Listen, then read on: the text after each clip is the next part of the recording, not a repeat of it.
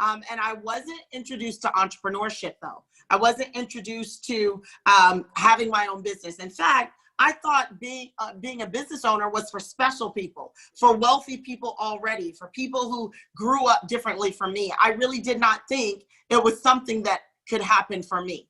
And so I got started, I got introduced completely by accident to the profession of network marketing and direct sales, and decided, what do I have to lose? I learned a long time ago that you have to do something different to get something different. And I really was willing to make that choice. And so I got involved, took a chance, and my life completely changed. 20 years ago, I started working in this profession, and I just wanted to see if I could get my investment back. That's really it. I really just wanted to see if it will work enough to get my investment back. And not only that, I actually made an extra $1,000 my first month. I had people join my team. My second month, I worked part-time, made an extra $1,500, and then I was off to the races. I went on to work my business to where I was able to make more money part-time from home than I was able to make jelly full-time in a factory, which was my job. And so after I was able to walk away from my job, I really committed myself to being the best that I can be, helping others do the exact same thing. And I've committed myself to this profession of network marketing and direct sales because I do believe it's the doorway to entrepreneurship. The thought of free enterprise, and anyone can join, regardless of your background, your education, your influence level. But I'm very much committed to doing just that. So I became a #1 income earner. I've earned 8 figures in this profession. And now I coach, consult for companies, I speak, and I help people take this vehicle to help them transform themselves from the inside out and change their lives. So in a nutshell, that's me. I'm no different from anyone else. Wanted something more, and this profession helped me get it.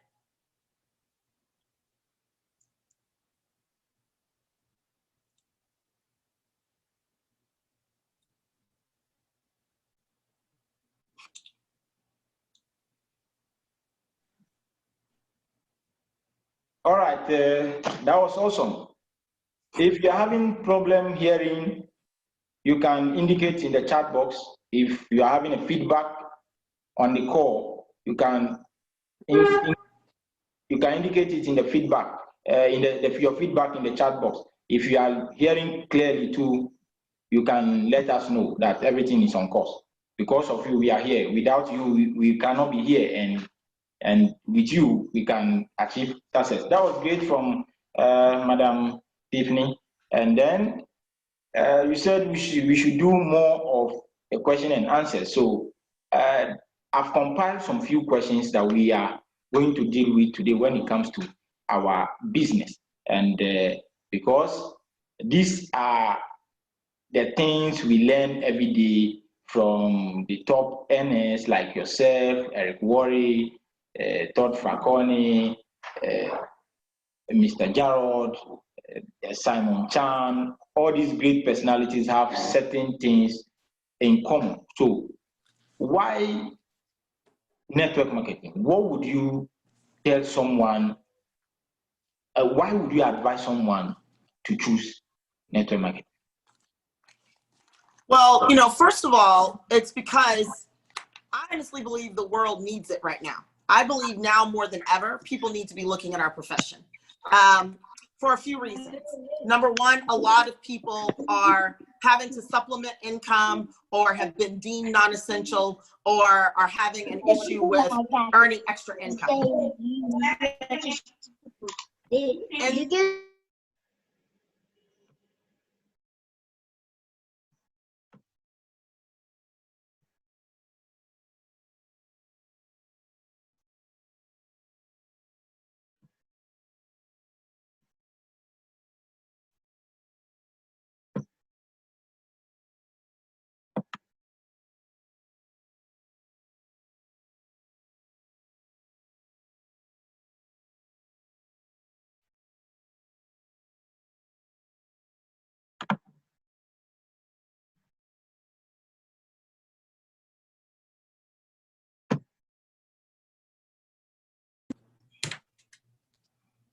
All right, let's go. all right. Okay, Sorry, I we're was back. So feedback, so I have why to leave. network marketing? I'll just say number one, because I believe entrepreneurship, owning your own business literally helps people think in different ways. It opens up a different part of you that unlocks potential, unlocks your critical thinking. It actually takes you to another place with accepting rejection, being able to overcome obstacles, and also to lead people. It increases your communication skills, and it also allows you to earn money while you're doing all of that. You know, when I first joined this profession, they used to say you can earn while you learn. And I love the fact that network marketing is amazing because you don't have to be great to start. You just have to start to be great. When I got started 20 years ago, I didn't know how to speak really well. I wasn't a great leader. I had very poor people skills, very little personal development, if any at all. And I really was very pessimistic. But I was still able to sign up with a very low investment. It cost me literally $300 to start in network marketing that made me over $15 million over my career. And so, and it was a $300 investment. So more the investment of money, it was the investment of time and my willing to invest in myself to become better. So I believe people need to join network marketing. If it were up to me, everyone would join our profession for at least a year. Everybody should join it because it makes you learn to work with people better. It allows you to take a risk. It allows you that you see that you can do more than what maybe you've been taught to do. And it helps you appreciate enterprise. And I believe if more people understood operating a business, then they would take greater chances for themselves financially as well. Now, I believe in 2020, everybody should be looking at network marketing, the vast majority of people, because we are in a situation now that so many people don't know how they're going to bring in income. They really don't know what they're going to do. We saw with the pandemic, a lot of people's jobs were gone. A lot of people have been replaced by automation. I live in Las Vegas. 300 people, residents in Nevada, are facing eviction because they've been deemed redundant. If they have a job, they're not working the same hours. They can't bring in income the same. So what does a person do right now? Do they wait for a company to say, we'll hire you back? Or do they start something of their own? And I'm of the opinion, start something of your own. And the beauty of network marketing is you don't have to come up with the product. That's okay. You can sell someone else's. You don't have to come up with the compensation. That's okay. You can use someone else's. You don't have to create accounting or websites. You can use someone else's. So with all you have to have is a burning desire, a willingness to work, and being coachable and teachable. You can plug into a vehicle that will allow you to earn, allow you to learn, and allow you to help others do the same. And that could be the beginning of changing your life and your family's lives for generations to come. So I believe right now, more than ever, with what's happening in our world, people need to have something of their own. They need to stop thinking that they can rely on an employer or a government, and they need to take matters into their own hands. And where I believe starting a traditional business is amazing, you can join network marketing with a very low cost of entry, a very small amount of money, and do it part-time your way, and it can literally change your life, because that's what happened for me. 20 years ago, I was a factory worker trying to climb someone's corporate ladder. Today, I'm a millionaire that works from home when I want, the way I want, and I get a chance to do that on my own terms. So why network marketing? If I had tried to start my own traditional business, I'll be honest with you, I don't know if I would have been able to do it. I did not know about products. I did not know, I couldn't get a small business loan. I didn't have tons of money to invest tens of thousands of dollars or more to start a traditional business or get a franchise. But I was able to take $300 and a handful of hours my first month. And I was able to make $1,000 my first month, build a tiny little team, even though I didn't know about personal development, even though I didn't have great communication or leadership skills, and even though I had pessimism still running through my veins, that first $1,000 became exactly the social proof, the proof that I needed that I could have more, do more, and be more. And it sent me on a 20-year quest to not only help myself, help other people around the world start more businesses, make millions and millions of dollars, but also be able to start other businesses and help people around the globe do the exact same thing. So why network marketing? It is the easiest, it is the fastest way for you to prove to yourself and others that you can have what you say you want. And that's why I believe people need to join that. That's awesome. You see, I was clapping. I was actually soaking it. Ladies and gentlemen, at this point, if you are, in fact, we are just taking off. When the two radical titans meet, it's going to be a war. So if you are ready to take off with us, with her, let her know in the chat box, we are about to take off. Just type in the chat box, we are about to take off. Now, this aspect was to let, there are people on the call, there are people joining as well who are not part of any company. I intentionally get them in on the call for them to hear. It seems that, like the Bible says, a prophet is not respected in his hometown.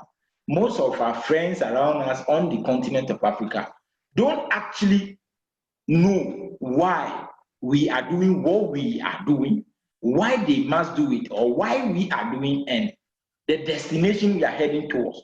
So I am so much enthused and I'm so much pleased that you just seal that for a lot of people who got their prospect on this call. I always tell my fellow leaders that it's not only about you have to say a presentation before you show a prospect a plan. So this is a learning section for the prospect as well. Any possible chance you get to meet a top earner, a top leader from your country, from other places to talk about the industry, you have to be smart enough to get your prospect in it. Now, today, I don't want to do much for the men. I want to do much for the women. So how did you personally, how were you able to deal with certain issues? I've been getting complaints from some of my leaders who are ladies that any man they try prospecting, talking to about the business, they end up trying to propose love to them. Someone will go out with them. How did you deal with such issues when you started your business as a lady? So I'm going to answer that question first, and I'm going to go back to people who are taking a look at network marketing for the first time here. But let me just say this.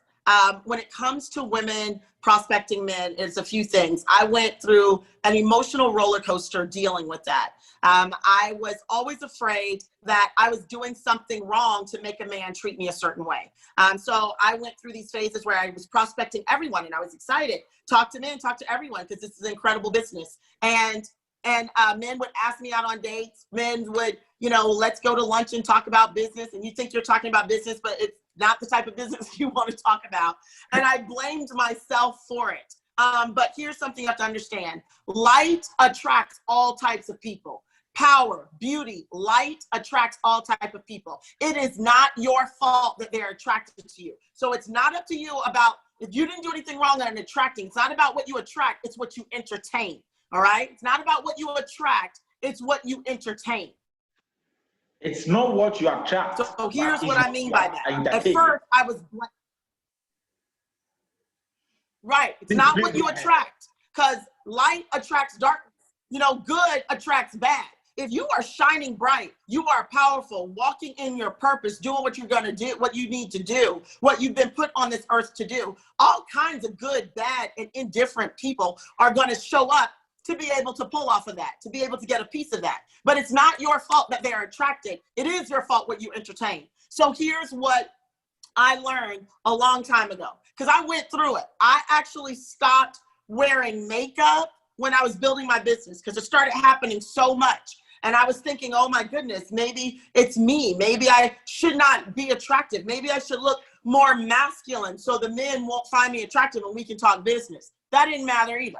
So here's what happened. I stopped wearing makeup. I stopped wearing colors. I started just pulling my hair back in a really tight ponytail or a bun. I started wearing like big boxy clothes that didn't show my shape. I started doing all of that. And you know what? They still was acting up because it had nothing to do with me. It had everything to do with them. So here's the things that I started doing differently. When I approached a man, a prospected a man, honestly, I'll tell you the truth. I stopped prospecting single men or men by themselves. I would prospect couples. All right. I would prospect couples. I would prospect a man who was with his woman. I would start with her and bring him in. If I ended up working with the man, I would immediately ask to meet his wife or his girlfriend. I would say, oh my goodness, we have such powerful couples building this together. You guys remind me of this power couple in my company. And so I would immediately let them know, I see you as a couple. I don't just see him, I see both of you.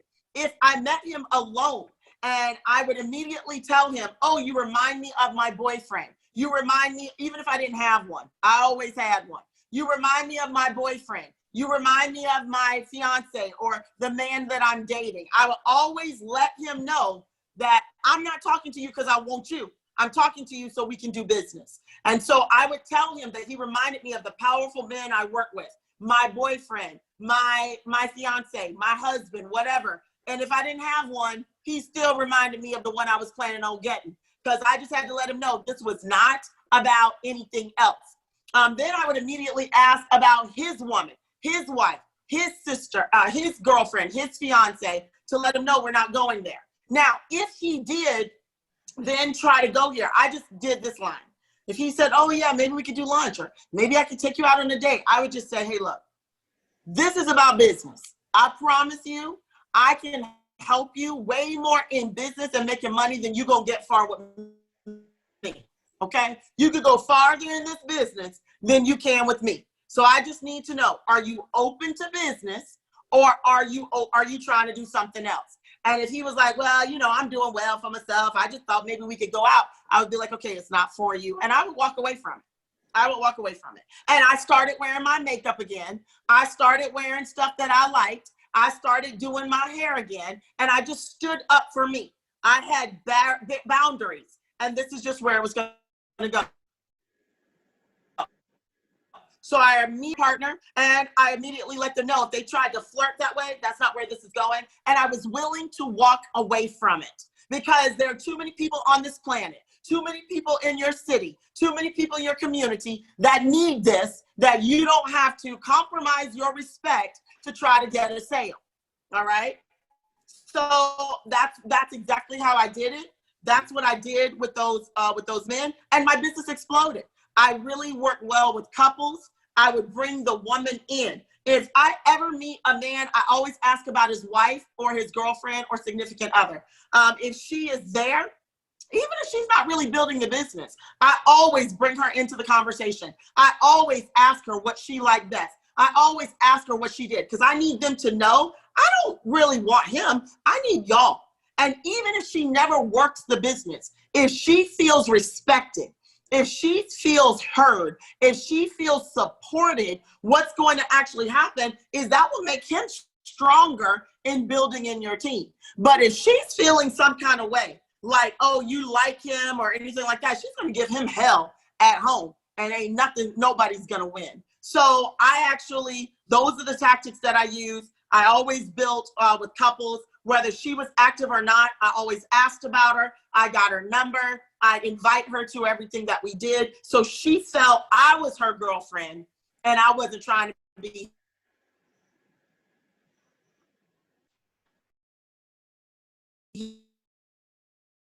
his girlfriend. I said, look, I like a better chance of going far in business than you have with me. I'm doing business right now. Which one you want to do? Because if you don't want to do business, I'm going to move on. And I accepted it as a no, and I go on to the next person. So those are the things that I did. And let me say this last thing.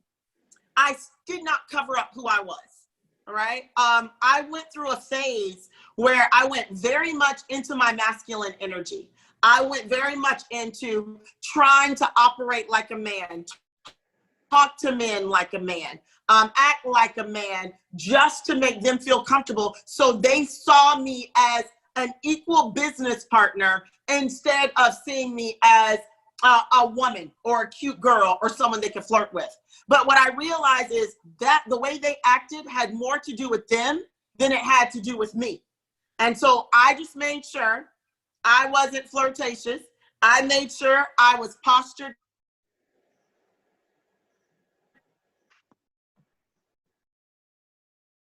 confidently.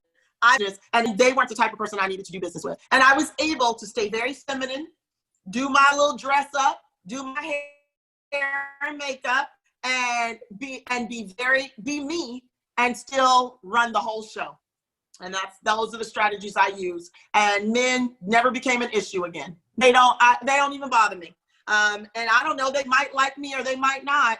And if they do, I just let them know we're here to do business. And if you're trying to do something else, that's not what's happening. So I just go on with my life, and my business has exploded in spite of it, or because of it.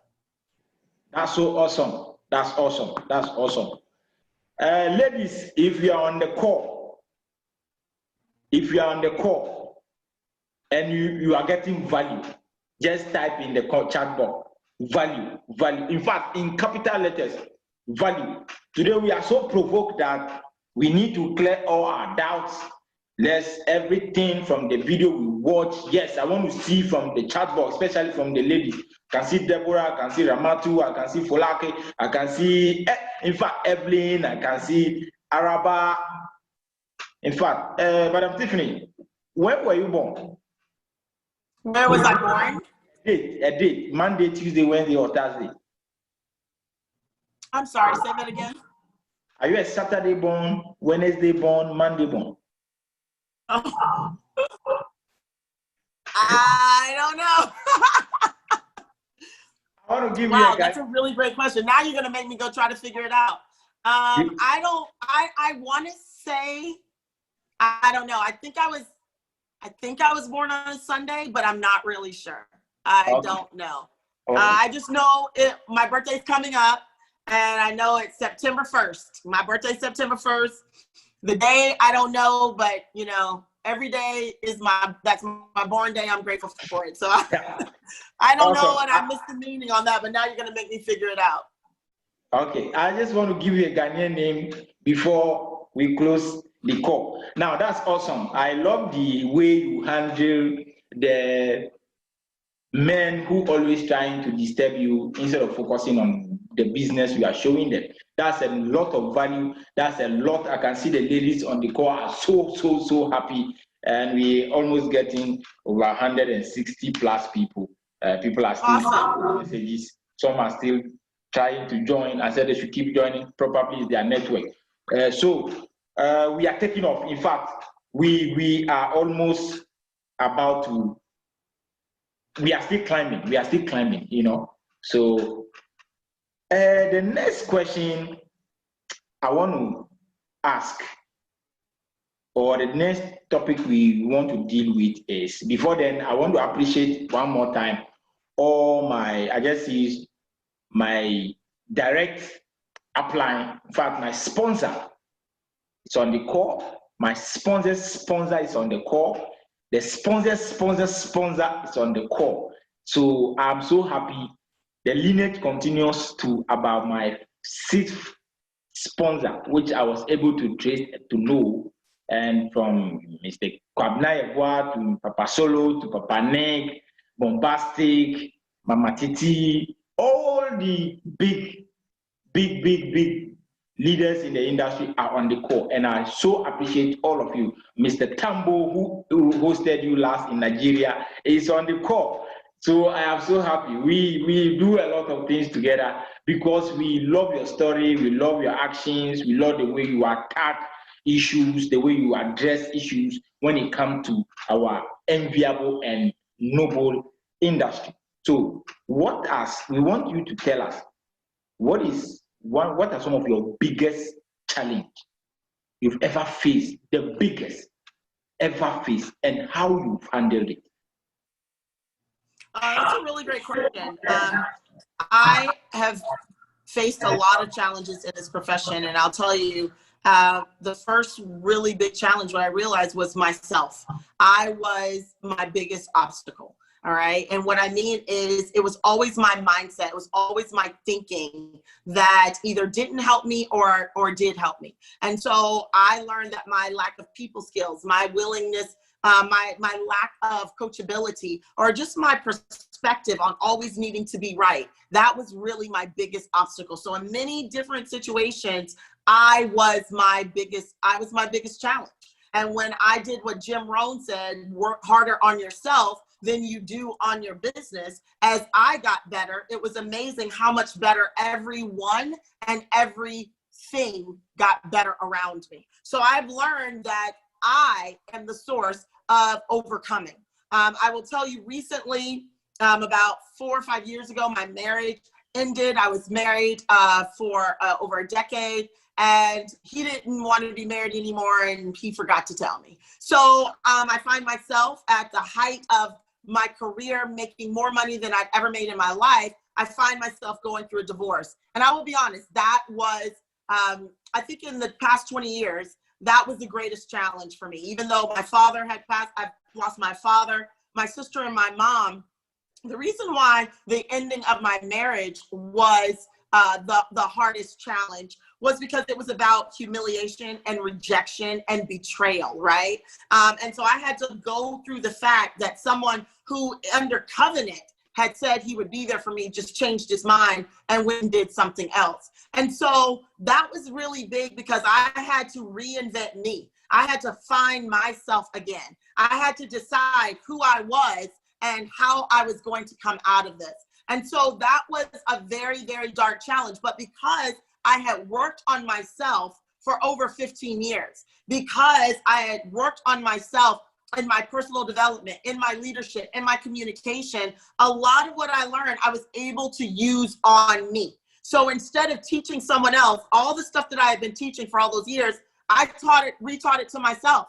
I applied it to myself. And I came out, quite honestly, who you see right now is the result of me overcoming my obstacles, turning my obstacle into my opportunity. And that is my new mantra. That is my new slogan in 2020 is the obstacle is the opportunity. In fact, I'm writing a book now, and my book will be out this fall, The Obstacle. That's right, Keisha. And I see Diva Falaki is here too. The obstacle is the opportunity. And the reason why I say that is because everything that was designed to destroy me, everything that was designed to deter me, everything that was designed to make me doubt myself, all of those things, when I reframed it, instead of looking at it as an obstacle trying to keep me down, and I looked at it as an opportunity to help me level up and go even higher, I came out wiser, smarter, better, cuter, all on the other side. So I just believe that when I learned to deal with me early in my career, it prepared me to deal with my divorce. And coming out of that divorce, even with pandemic, even with 2020 being the way it is, my business is exploding. I'm helping other people's business explode. I'm helping other people reframe their mindset, their language, and transform themselves from the inside out with the simple mindset shift of this obstacle is my opportunity. And I'm going to go back to this, where you said there are people who are here and they're not in a network marketing business. One thing that I want people to understand is that maybe network marketing is not for everyone as a career. But right now in 2020, with what has happened, with these shared obstacles that we've all had from the pandemic, from borders being closed, from countries and cities and communities being shut down, from domestic violence being at an all-time high, from suicide being at an all-time high, from unemployment being at an all-time high. And we are all in different countries around the world, and pretty much we all can relate to this. Things that are brought on from pandemic and from protests and from politics. One of the things that I realized is that when we get a chance to reframe our thinking and take everything that comes at us as not a good thing and we turn it into a great thing, instead of looking at it as an obstacle, which makes you feel down or defeated, and you look at it as an opportunity that can level you up and make you better, that right there is what network marketing has done. So there are a lot of people who are out of work, and that obstacle, they have gone and found an opportunity and used that opportunity to pay bills, to take their families to another level.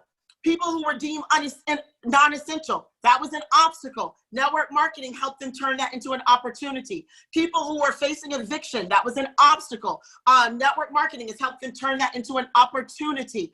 People who were facing issues within their home, that was an obstacle, but this profession has grown them, so now it is an opportunity. And whenever you can turn an obstacle and see that obstacle as an opportunity, you now can walk in power.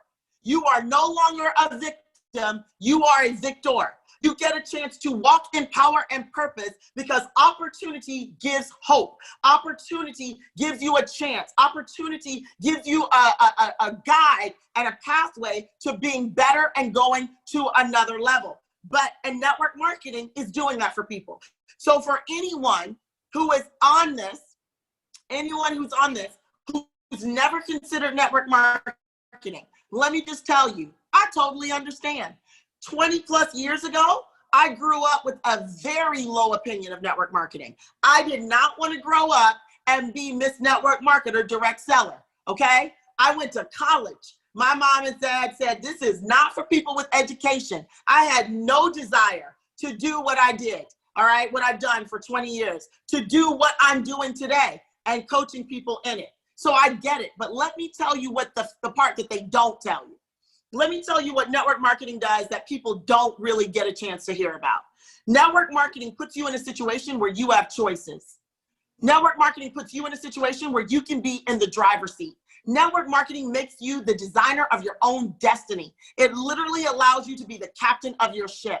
And for those people who are like, well, I don't want to make money off your friends. Well, everybody else is making money off of them. You might as well help them with some good products and get paid for it too.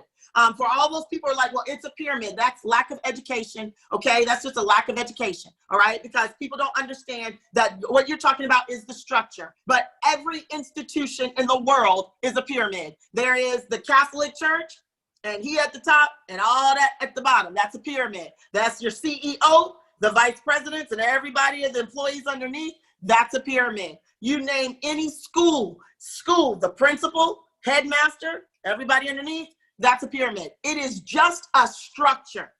Was just a structure. The pyramid that you've been taught to fear is one really of people laundering money, not having real products, and trying to make money off of people without advancement, without work. And in network marketing, we still do the work. We work on ourselves and we work on our businesses. Now, let me just say this. Some of us are not very attractive network marketers. And you know how I know? Because I've been doing this for 20 years and I wasn't an attractive network marketer when I first got started. Like literally, I was not attractive. You probably wouldn't have wanted to join me. But because of the nature of this business, because we get a chance to earn while we learn, because we don't have to be ready-made, because we don't have to be top-notch, because we don't have to be the best at what we do to get started, because you don't have to be great to start. You just have to start to be great. I was able to make money part-time as I got better, as I learned more. See, in college, you go in debt trying to get better. In network marketing, you get paid while you get better. And it just reinforced my belief in myself and what I could do. It started with just my community. Now it is what I do for the world. So for anyone who's wondering, if you have ever thought about it and thought against it, let me make a plea that you don't join. I'm not saying join. I'm saying whoever invited you to this, take a serious look. Don't judge them. Don't judge what you heard. Actually take an educated look at our profession. Look at the fact that it is one of the strongest business models in the world. Look at the fact that it takes ordinary people and help them lead extraordinary lives. Look at the fact that it has created more millionaires in the world than even real estate. Look at the fact that it is billions of dollars, like $17+ billion a year industry. And it takes people who have no education. It takes homemakers, waiters and waitresses, school teachers, CEOs, real estate investors, and high school dropouts and factory workers just like me. Take a look at what could I have done that would have taken me with a college degree and working in a factory on third shift to being a millionaire before the age of 40. You tell me what industry out there can do that for me and what industry out there is knocking on your door to do it for you. And please don't underestimate the power of this industry because it has come from your friends. Don't underestimate the power of this industry because it has come from a coworker or a neighbor or your aunt or your bestie. Do not underestimate the power of this industry because it came from a regular person and not some supermodel, some investor, some politician, or some influencer. In fact, that is the power of this industry. The fact that it came from somebody you already know just proves that you can do it too, and it is something we can all lift each other up. And I'm gonna finish with this. 2020 is a year that people have to think differently.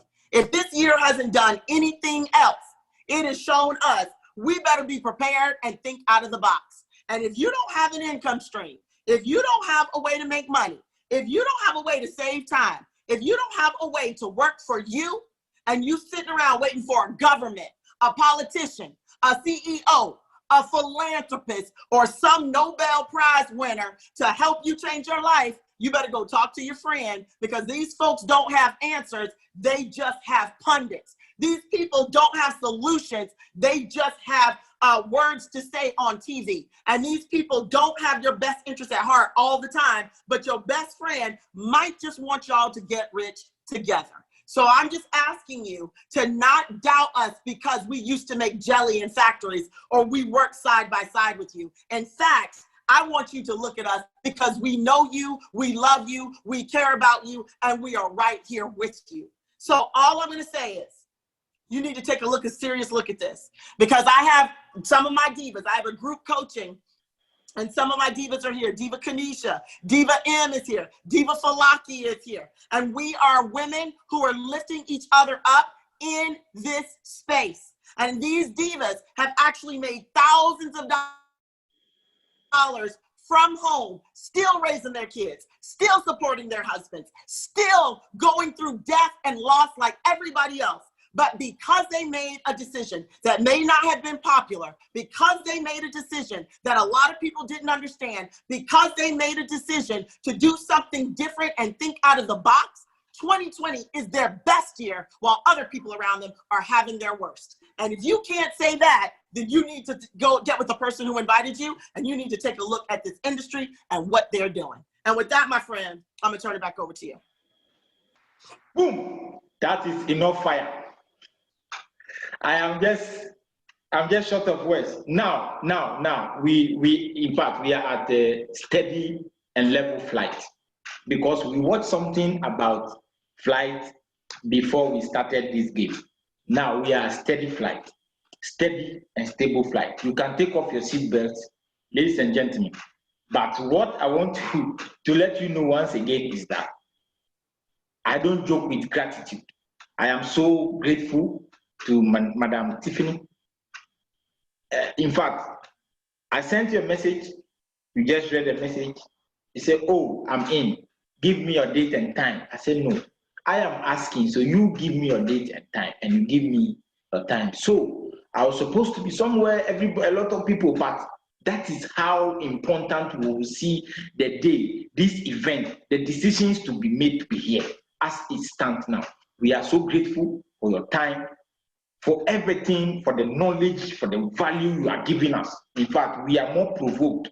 We can't just wait for this call to be over for us to start following up on our prospects, calling our prospects, showing up the plan, getting our new prospects started. So once again, I want to say congratulations to my leaders who supported me in those of you who did the flyers, those who put the messages, the contents together, how we are going to go about it, from Fosca, to Sunny, to Bright, to Richmond, Richard, to Bentil. In fact, everybody from Mauli, from Obuasi, all of you, I'm grateful. I'm grateful. All the people in Kumasi, the team in Zambia, South Africa watching, worldwide, UK, US, we are grateful for your knowledge, for your time, and everything you are giving out for us. My next point is that, what is your message? How did you deal with other leaders in our industry, which when they leave one company, they want to tear down that company to build another company? How do you go, or what is your message? What is your advice? Were you, I ask straightforward questions just like you are. You ask a lot of, I don't want to believe, or I want to ask, have you ever in any point in time wanted to bring in a leader from a different company, then you have to go and spoil that company to that leader, that this company is this, is that, company A is not good, company B is not like this, therefore leave and come and join me? If yes or no, why did you do that? If no, why didn't you do it? And what is your message to those people, those type of leaders in our industry? Because we want to attract outsiders into our industry. So if we keep fighting ourselves within, spoiling each other, cutting each other down, how then are we going to look attractive? So what's your message? What should we do to those people? Well, there's many parts to that. So let me just start with number one. That's never going to go away, because there's always going to be the mindset that it's easier to rob someone else of theirs than to build their own. There are only two ways to have the tallest building, okay? Build your own or tear someone else's down. And a lot of people want it fast. They want it quick. They don't want to do the work that it takes to build people up. So you're always going to have the robbers and the looters who are going to actually pick people off and rip apart an organization. The second part of that is the reason why people leave is because they are not, they're not happy. They're not happy with themselves and their business. They're not happy with their income, their rank, their team. And a lot of times what we do is we look, instead of looking on the inside of ourselves, we look outside of ourselves, okay? We look outside of ourselves and we say, oh, well, if I was in another company, the grass is greener, I'll do better. And I'm gonna just say this, you know, I was in one company for 11 years and I left that company and went to another because that company got sold. The heart and soul of that company was left. All of a sudden overnight, 80% of the people weren't making the same amount of money. And sometimes you just have to make a difficult decision and you do leave. But I believe what's happening with people jumping from company to company to company is because they don't want to do the work and they want success now. So here's what I believe. I believe there are two things. Instead of worrying about these people leaving, I think what we need to learn to do is build a culture that people don't want to leave. So what happened for me when I built my organization, I really didn't have people leave me. I didn't have leaders leave my team. I'm not going to say everyone worked and everyone stayed, but it was hard for people to break and tear down my walls. It was hard for people to come in and destroy my fortress because I built a culture where people felt appreciated, recognized, they were getting paid, they were getting promoted. They felt so good and so wonderful that they were like, okay, so if I leave, what do you guys have that's better? And then when people can only talk about money, well, my comp plan is better than yours. Well, people are buying cars. Then people are like, but how, what they really want to know is, how will I feel? How do you make me feel? And so people don't remember everything you know. John C. Maxwell says people don't know how much you care don't care how much you know until they know how much you care. Well, I'm gonna tell you that when people leave a company, it is usually because they don't feel appreciated. They don't feel appreciated. They don't feel respected. They don't feel recognized because people don't just join companies, they join people. So when someone joins your team because of what they thought they were going to get from you and from your leaders and that feeling, because guess what? You can make money anywhere. You can make money anywhere, but you don't feel loved and supported and appreciated anywhere too. So what I need you guys to understand is that when people leave, it's because they are feeling like they're missing something. They are not just leaving for money. There are a lot of people who do. There are a lot of people who are like, "Oop, there's more money over there." But that's a small percentage of the people who leave. When people leave, it's because they feel like they're going to get fulfilled someplace else. Yes, in a paycheck, but a lot of it is recognition. A lot of it is a chance to lead. A lot of it is a chance to be heard. A lot of it is a chance to be appreciated. So if you want to stop people from leaving, all right, you don't put down anybody else. You don't talk about other people. Never in the history of ever have I told people that company's no good, don't go over there. All I did was talk about how great they were, how great we were, and how wonderful we were going to live and be together. So I don't point out, I just point in. I don't look over them, I look at them. And I don't just speak at them, I speak to them and to their hearts. And I build a culture where people feel so amazing and so honored and so appreciated and so loved that they don't want to go anywhere else. I have done it for 20 years. I invest time in people. I don't spend time. I appreciate. I don't tolerate. And I don't make anybody feel like they are there for me. I feel like I am there for them. Y'all know the word. The word says that for you to lead people, basically you got to serve them. And that is one of the biggest mistakes network marketers make, is they think that once they get a team, those people are there to serve them.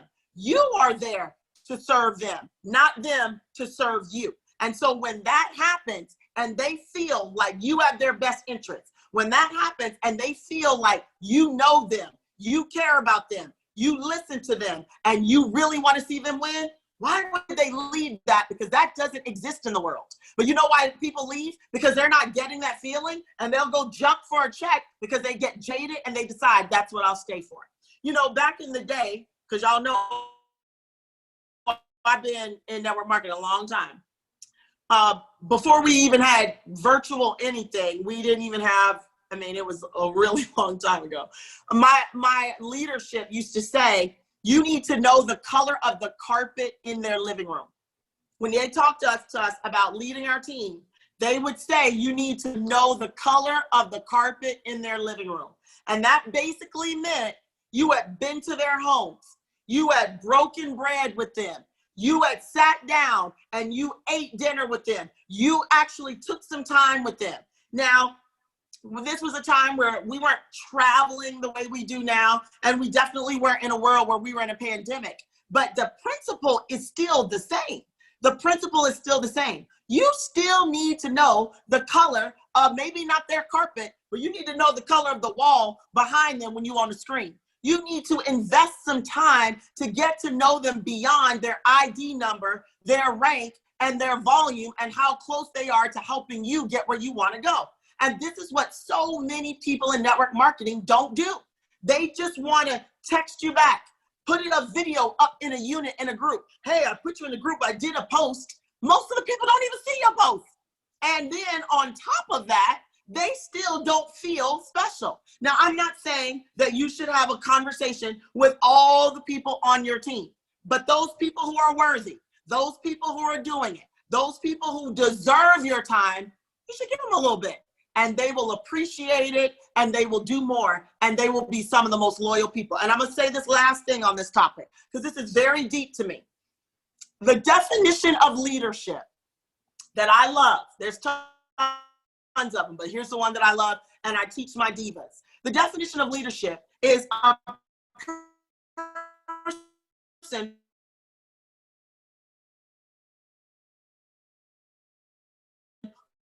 who helps someone. The definition of leadership is a person that helps someone go from where they are to where they've never been.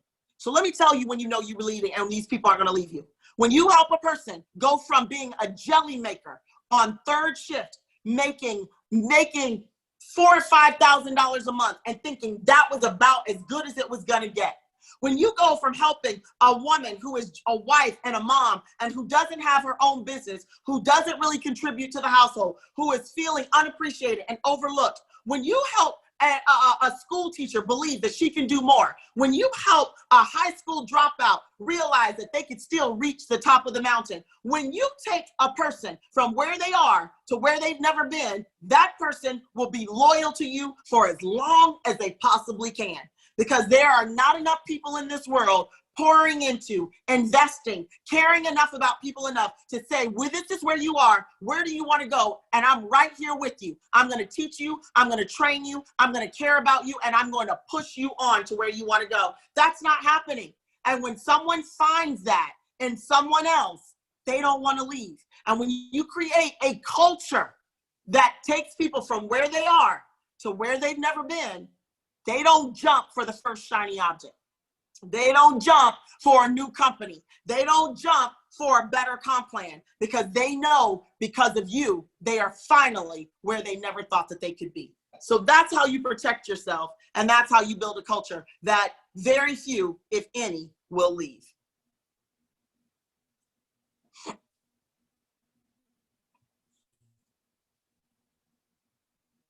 can't hear you. I can't hear you.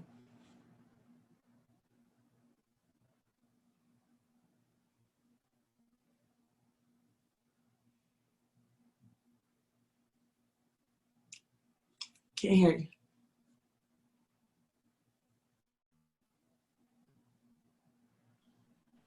Hope you are enjoying the call. Hope you are enjoying the flight. Soon we are about to serve you with your dinner on this flight. We are about to take our dinner. So yes, we are going to take our dinner on the flight. The next is we almost done. We almost about to descend. We just the pilot just asked permission from the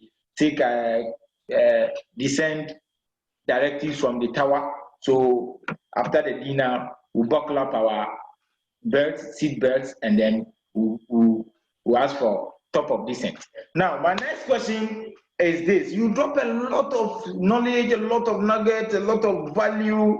There was something you said I love so much, is that you said there are only two ways to build the tallest building. It's either you build yours or you tear down others' home. So all I want to know again, in fact, all we all here want to know is that we want you to tell us some of your secrets. This is going to be practical. Let's assume you meet someone for the first time. How do you enter their good books? As a business, how do you meet someone you see just now, maybe at a party, at the pool? How do you enter their good books? How do you connect practically? What are some of the words? Someone just sent me that question. So just so you know, in my coaching group, I train my divas hard on this. And there's a lot of philosophy. One of the things that I do is not just teach the how-tos, but the why-tos. But to answer the question quickly, since I don't have that much more time, one of the best things to do, two things. Number one is have an intent to just connect and not to sell. Number two, compliment them. Compliment them. Be interested in them. All right? Talk about them. Listen to them. Do you know what everybody's favorite topic is? Themselves. So when you have an intent to actually get to know them, learn about them, and not sell, recruit, or prospect them, your intention actually vibrates higher with them. So their problem with a lot of us network marketers is we are there to recruit everybody. And if you are in my coaching group, amateurs recruit. You guys have probably heard this, professional sort, and I teach people how to do that right. But the problem is we're out and we're like, oh, he's sharp. Oh, she looks like she could do it. And we're after people just hungry, just, oh my gosh, desperate energy, trying to recruit someone and get this person who's going to blow up our business. And people can feel that vibe. They actually can feel that. And it is repelling. They don't like it. But if you slow down and you have an intention to just connect, if you have the intention to get to know, if you have an intention of just making a friend, and you are willing to ask them questions and compliment them so you can get to know them, they will actually like you and want to get to know you. I have a saying, be interested so they find you interesting. In the book, How to Win Friends and Influence People by Dale Carnegie, he tells the story of Benjamin Disraeli being at a dinner party. And there was a man at the dinner party who was actually very well spoken and traveled. And he told one story after another, after another, after another about himself and his travels and all of the great things about him. And there was a lady who attended the party, and she spoke to this man, and then she had a conversation with Benjamin Disraeli. And at the end of the party, she said, the first man was very interesting. She said, but Benjamin Disraeli made me feel like I was very interesting. And that is the key. The key is make a person feel so amazing that they want to know you more. And the way you do that is have an intention to just connect, to learn about them, compliment them, and make them feel great about them. And that's the type of person who wants to be your friend for life. That's awesome. That's awesome. The dinner is over. We are descending now. So I want to I want to give you the chance to tell us, when I was trying to, in fact, some few years back, I was trying to find out more about what you do, and I followed you secretly. I've listened to a lot of your the secret group, a secret agent, and there were times I've read that you served in the Air Force. Yeah. Which of the wings, which of the aspects, what trade, and what were your duties in the Air Force? I was just a regular airman. I served for 4 years. I actually was a supply and logistics troop. So I did not have a glamorous job at all. I supported the mission of the base. I literally delivered parts and supplies all over the base. I was a pickup and deliver. I was a UPS driver, basically, for the base. I drove trucks. I can drive 2.5-ton trucks. I can actually drive 3-ton trucks. I drive forklifts, hydraulic and electric parts from the warehouse. I stored them, and then I delivered them around the base. And it was very important that I did it timely, and I did it in a way that they felt good because I was supporting the mission. So, you know, I've been a very good follower in a lot of aspects of my life, which I believe is the reason why I'm such a good leader. So many people think it's about being the person at the top or being the person in front. It really is just being the best at whatever your role is, and your gifts will make way for you. So that's all I did in the Air Force, and I supported the mission. I was the friendly person that delivered everything around the base. I knew everybody and all the gossip, and I had friends all over that base. That's it. I also was a member of the Honor Guard and the Saber Drill team. So I did the military funerals. I did the 21-gun salute. I did the folding of the flag, and I did Saber Drill details. But I mean, it was 4 years. It changed my life. It was the best. It was exactly what I needed. It grew me up really fast, and it taught me honor. And it taught me what leadership looked like, the good and the bad, and it helped me make a lot of decisions on what kind of leader I wanted to be. On this note, I want to salute you. Thank you, my friend. It was a long time ago. It was a long time ago, but yeah. I am still serving. I'm still serving with the Air Force. Awesome. Yeah. Then I build my business on part-time. I've been building network marketing for the past 7 years, part-time. So it's not easy. You know how the duties look like. So my final question, how did you normally, in this part of my world, I don't know your side, that some people even get afraid of me, that they don't want to join me because they believe that if their business doesn't go well, they cannot come to me because I'm in uniform. I might not be good with them to mingle with me. They're afraid of me.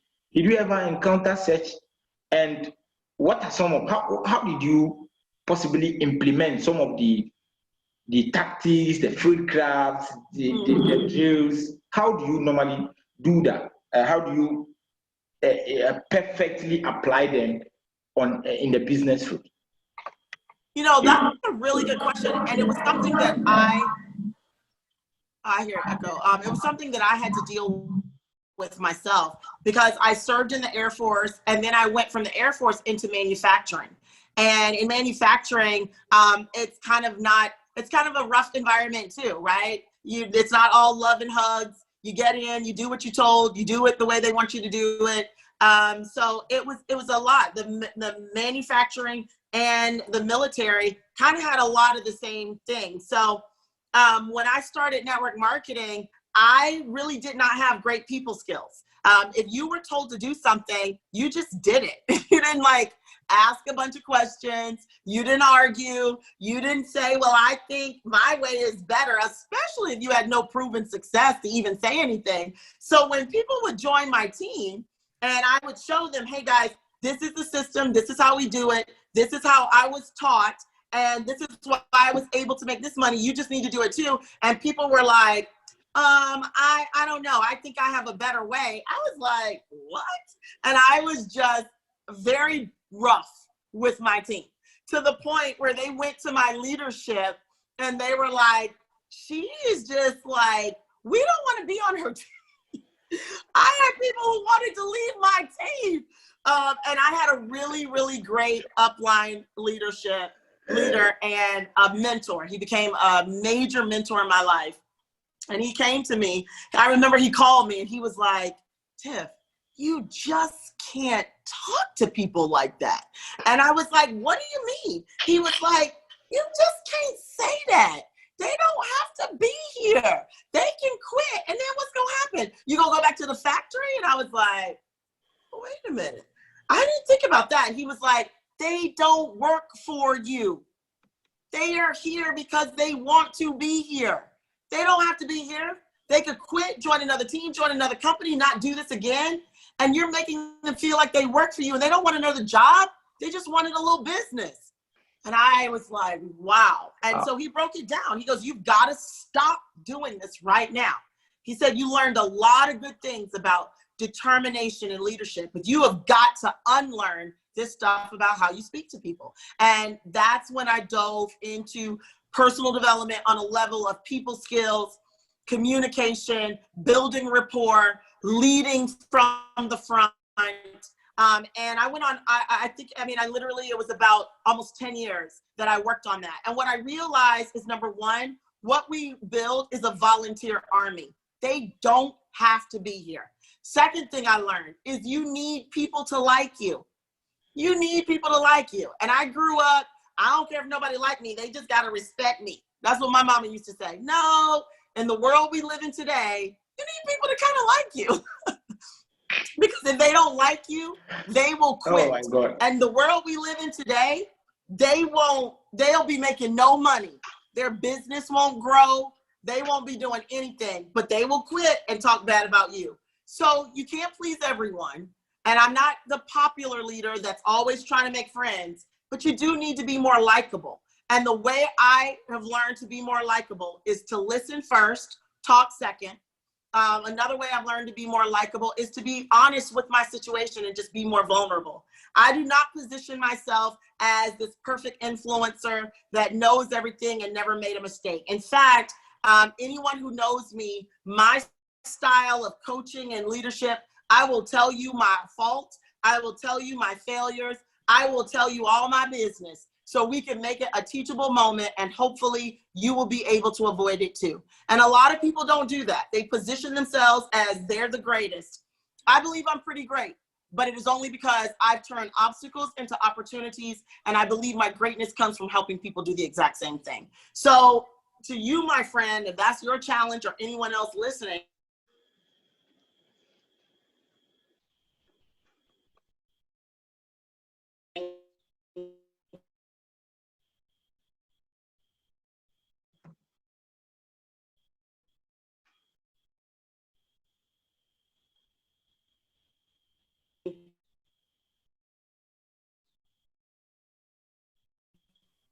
you know, let go of the, you know, the stripes or the medals, then, or even if it's just them watching a live, now they want to go to battle with you because they have a friend and they